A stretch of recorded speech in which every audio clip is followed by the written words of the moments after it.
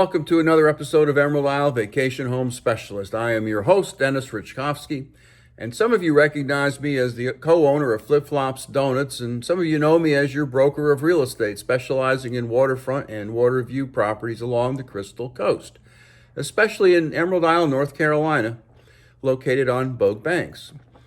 The island of Bogue Banks has some of the richest history along the entire North Carolina Crystal Coast, and names such as Henry Fort, Alice Hoffman, and Nathaniel Macon add a unique aura to the island. This episode is all about the history of Bogue Banks, and whether you visit here occasionally or live here full time, it is a history that deserves telling. Like many of North Carolina's coastal islands, Bogue Banks was first home to Native Americans. The Algonquin tribe occupied the surrounding countryside from about 500 AD to colonial times. Later, the area was settled by whalers and fishermen. And much like Caesar observed that all Gaul can be divided into three parts, the modern history of Bogue Banks can be best appreciated if we divide its development into three phases. The first phase takes place in the 1800s and focuses on the eastern third of the island. What started as a series of small fishing villages with little regard to land ownership and distinct communities changed when a Lieutenant Eliasson surveyed the eastern end of Bogue Banks in 1826 for the purpose of constructing a military fort that was designed to protect our young nation from foreign invasions. By the time the fort, now named after Nathaniel Macon, was completed in 1834, it needed protection from inlet and hurricane-induced beach erosion. The job of constructing the dune stabilization structures fell to a newly commissioned West Point graduate, a Robert E. Lee. Yes, that Robert E. Lee, who designed and supervised the construction of various jetties and groins to keep the Atlantic Ocean at bay. That Fort Macon continues to stand today as a testament to the skill of both officers. Just west of Fort Macon is Atlantic Beach, the oldest resort town on Bogue Banks. It was first visualized as a seaside resort in the 1870s by Mr. Appleton Oaksmith, a colorful Carteret local who lived across the sound on the mainland in nearby Morehead City. Mr. Oaksmith acquired all of what would become Atlantic Beach and a portion of what would later become Pine Knoll Shores, but never constructed his resort community after he lost his ambition when 4 of his daughters died tragically on July 4, 1879. However, Mr. Oaksmith's vision of a seaside resort was realized a few years later when John J. Royal, a New Englander who owned several islands in nearby Onslow County, purchased the island and constructed the first bathing pavilion on Bogue Banks in 1887, very near the location of the present-day Colony Club neighborhood. Mainlanders availed themselves of ferry service to enjoy a day at the beach, and Atlantic Beach quickly became a center of dancing and band music, prompting developers to construct the original toll bridge in 1928. Easy access to Atlantic Beach brought more business to an area of Atlantic Beach that became known as the Circle.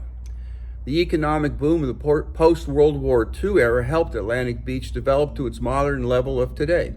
And it was during this post-war era that the North Carolina Highway 58 was extended to the western end of Bogue Banks. The second chapter in Bogue Banks history occurred in the early 1900s and centers on the middle third of the island. The decline in the whaling industry in the mid to late 1800s and reports of good fishing off Bogue Banks, mullet primarily, prompted several residents of the town of Diamond City on nearby Shackleford Banks to relocate to the middle reaches of Bogue Banks.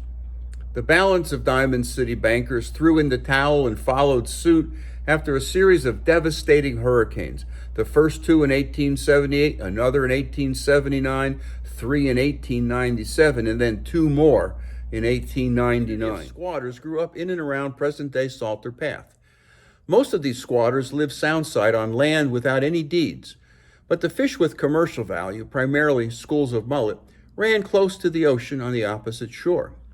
When the mullet were spotted, the squatter fishermen would quickly mobilize from the sound to the ocean, wearing a path in front of Mr. Owen Salter's residence. Over time, this community of squatters and fishermen took on the name Salter Path. What happened to the possessive S is lost to history. Following John Royal's death, Alice Green Hoffman, a distant relation of Teddy Roosevelt's family and the daughter of a New Jersey governor, acquired the land encompassing present-day Salter Path, Indian Beach, and Pine Knoll Shores. Miss Hoffman developed an estate at present-day Pine Knoll Shores and sued the squatters of Salter Path in 1923 because their cows were wandering onto her estate. A subsequent court decision permitted the residents of Salter Path to remain, but the cows were no longer allowed to graze on the Hoffman estate. The court decision also established human boundaries, creating a village restricted to the 81 acres that the squatters occupied, and giving direct ownership of the beachfront to the village to use collectively. This ruling further stated that only current residents and their descendants could occupy the property, but the ruling did not give any individual title to any land. This ruling remained intact until 1979, when a legal settlement permitted Salter Path residents to hold title to their property, for Carteret County to levy taxes on the former squatters' village, and for real estate agents like me to sell homes and land in Salter Path. The third phase of Bogue Banks history focuses on the western half of the island and represents the modern era of development on Bogue Banks. In 1922, Mr. Royal sold the property to Mr. Henry K. Fort of Pennsylvania for $70,000. Mr. Fort was connected to the Dixon Pencil Company of Pennsylvania and planned to use cedar from the property in the manufacture of pencils. I don't think any timber was ever used to manufacture pencils. Instead, Mr. Fort drew up plans and specifications for a resort development. There still exists a copy of these plans, which are remarkably similar to the way the town has developed. Upon the death of Mr. Fort, the land was inherited by his daughter, Anita. She sold the timber rights to W.B. Bill McLean in 1946. McLean saw the potential to develop the island as a seaside paradise, but Anita Fort Maulick did not want to sell the property, and McLean did not have enough money to buy the property.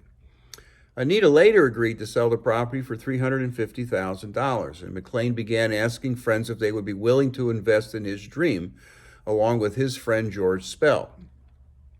J.A. Buss Singleton, Bill's brother-in-law, threw in, as did Hiram Grantham, another family friend. Between the four of them, they had $200,000, which was pretty much their life's savings. They still needed another $150,000, which was obtained when Robert Holding, then president of First Citizens Bank of Smithfield, put down the money in the name of his three sons, Frank, Louis, and Robert Jr. After the purchase, the land was divided into 54 blocks, 1,100 feet wide each, running from the Sound to the sea. The seven then drew numbers to see who owned which parcels, and development started. It is said that Emerald Isle received its name when a consultant hired by Bill McLean and George Spell to advise on the property purchase flew over Bogue Banks. The area appeared with lush forests, a green gem in the middle of a sea of sparkling water. The advisor suggested the name Emerald Isle. Shortly after Anita Fort Maulick sold the western 12-mile stretch of Bogue Banks to the seven individuals for $350,000, Alice Hoffman died, and her real estate holdings reverted back to the Roosevelt family. These two sets of new ownership began selling their vast estates, which were subsequently developed to their modern levels of today. Emerald Isle was incorporated in 1957, and Pine Knoll Shores was chartered in 1973. Emerald Isle has seen significant growth since the Cameron-Langston Bridge was erected in 1971, connecting the mainland to the western region of Bogue Banks. Pine Knoll Shores development, on the other hand, has been on a slower track, as the Roosevelt heirs employed several levels of restrictions that have made public access difficult to accomplish in Pine Knoll Shores. So there you have it, the history of Bogue Banks in 3 phases. When you are ready to make your contribution to the history of Bogue Banks by purchasing property here along the Crystal Coast, give me a call at 919-308-2292 and return next week to the same bat channel at the same bat time of 9 a.m. on Thursday for another episode of Emerald Isle Vacation Home Specialist.